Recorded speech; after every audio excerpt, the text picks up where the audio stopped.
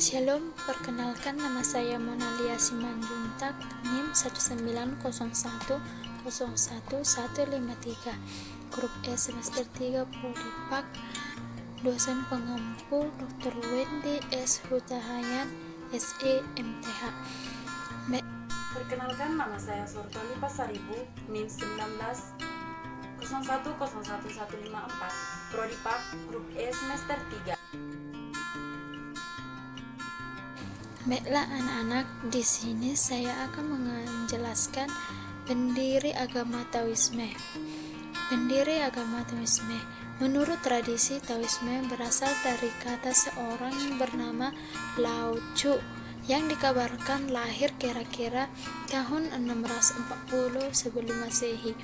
Beberapa orang menyatakan bahwa beliau hidup 3 abad kemudian dari abad tersebut. Lao Tzu yang dapat diterjemahkan sebagai putra tua, sahabat tua, ataupun sang guru tua. Ini merupakan gelar kecintaan dan penghormatan.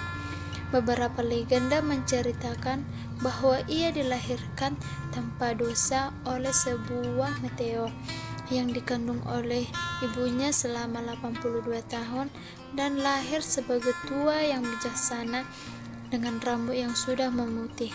Cerita lain menceritakan bahwa ia sebagai laki-laki yang bekerja sebagai pemelihara di arsip negara asalnya di Cina, dan dengan pekerjaannya itu ia hidup secara sederhana dan tidak banyak tuntutan. Perkiraan tentang kepribadiannya hampir seluruhnya didasarkan oleh beberapa buku kecil yang dianggap ditulis beliau sendiri. Dari buku tersebut dianggap oleh beberapa orang pengamat bahwa beliau pasti orang pertama yang kesepian, yang hanyut dalam meditasi okultis personalnya, sedangkan yang lainnya menggambarkan beliau sebagai tetangga abadi yang mempunyai kodrat sama dengan manusia umumnya. Dan kitab suci dari agama Taoisme.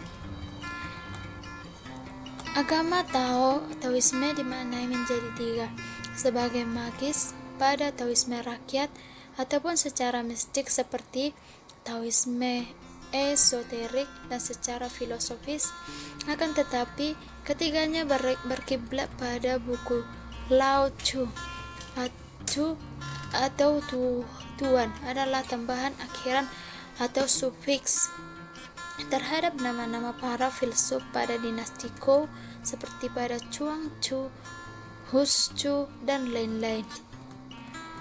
Dengan nama kitabnya Tao Te Ching, sebuah kitab kecil yang berisi 5.000 kata yang ditulis 6 tahun sebelum Masehi. Bagi orang awam sangat sulit memahami kitab tersebut karena disampaikan dalam bahasa yang sangat puitis. Isi terpenting dalam kitab Tao Te Ching adalah ajaran Wu Wei. Selain kitab Tao Te Ching, terdapat 2 kitab yang dianggap termasyhur menurut penganut Taoisme, diantaranya karya Chuang-Tzu yang berisi tentang pemikiran guru Zhuang dan murid-muridnya, dan kitab Leiji yang berisi tentang hiburan dalam filsafat dan kumpulan cerita. Baiklah anak-anak, di sini saya akan menjelaskan tentang ajaran Taoisme.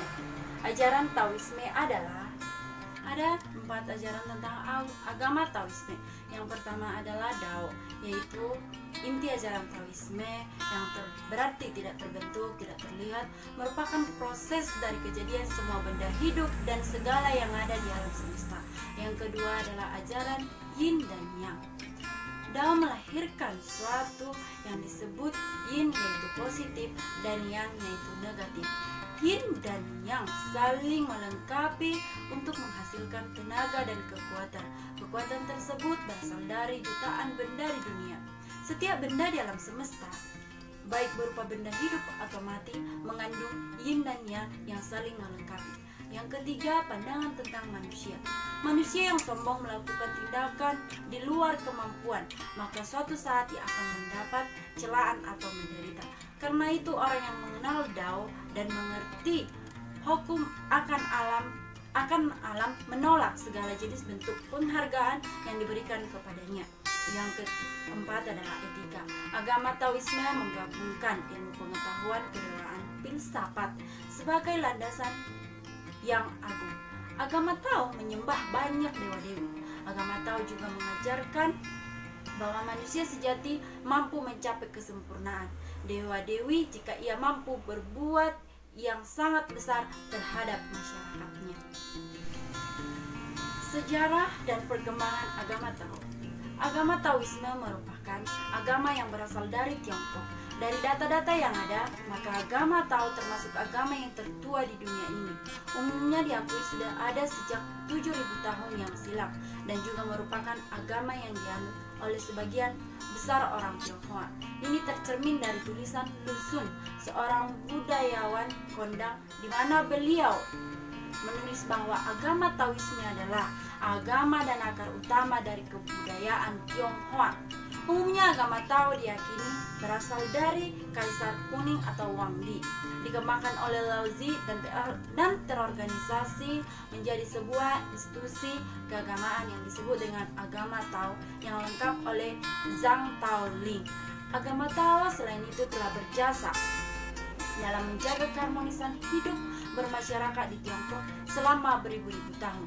Juga telah memberikan banyak sumbangan terhadap kemajuan sastra, budaya, ilmu astronomi, ilmu pengobatan, filsafat, dan cara berpikir masyarakat serta kebudayaan Tiongkok. Praktik keagamaan. Wei adalah kegiatan yang maksimal, penyesuaian diri yang bermanfaat, kesederhanaan dan kemerdekaan yang mengalir dari diri kita. Pendekatan ajaran Taoisme berlawanan yang menjangkau dasar diri yang selaras dengan Taoisme dan membiarkan orang berperilaku spontan. Tidak bersumber dari kehidupan, tidak baru, tidak yang lebih bijaksana, tidak yang lebih kokoh dan mengikuti kehidupan yang baru. Taoisme Teaching menjelaskan hal ini secara singkat dan padat. Cara untuk bertindak katanya sederhana adalah dengan hidup. Agama Taoisme dalam peribadatannya sangat mudah, cukup datang ke kelenteng atau pekong, membawa dupa dan berdoa. Berikutnya adalah pengikut agama Tao. Agama Taoisme menggabungkan ilmu pengetahuan, filsafat dan kedewaan sebagai dasar kepercayaan.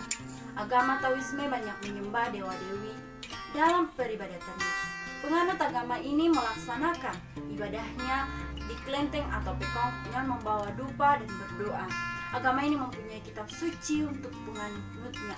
Dalam menjalankan keberagaman diantaranya adalah Tao Te Ching atau Chuang Tzu dan Lazy.